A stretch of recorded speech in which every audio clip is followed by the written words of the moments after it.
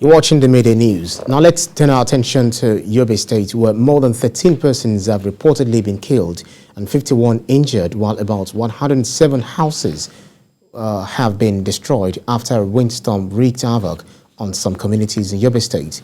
The windstorm affected the Bari, Susuma and Pompomari communities in the state capital, while modern block houses and government establishments were also destroyed in the wake of the storm.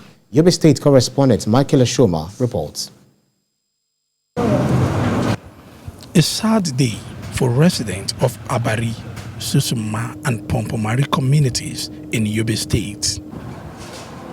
The affected victims are left to pick up pieces of their displaced belongings, while others repair the damage done to their shops and roofs. A hazard that we did not expect, and it's something that we were not ready for, but it has happened. We're just looking at counting the loss that we've incurred. The Executive Secretary of SEMA gives an update on the natural disaster. Also, this morning, the data is showing over 100 households were affected. Most of them are in the outskirts of the town, but we are doing everything within our reach to see that we have responded to them. His Excellency has directed that we should provide them with succor within our available resources. Governor GOV.BUNI visited the affected victims at the hospital and the families of those that lost their lives.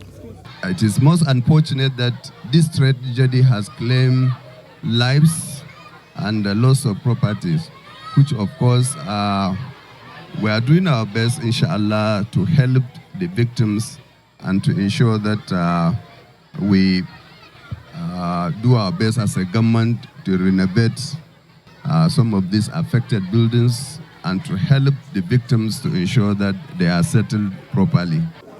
Governor GOV.BUNI directed that the victims should be treated free, while some undisclosed amount of cash was given to the victims and the families of the deceased by the government. Michael Ashoma, TVC News, Damaturu, Yobe State.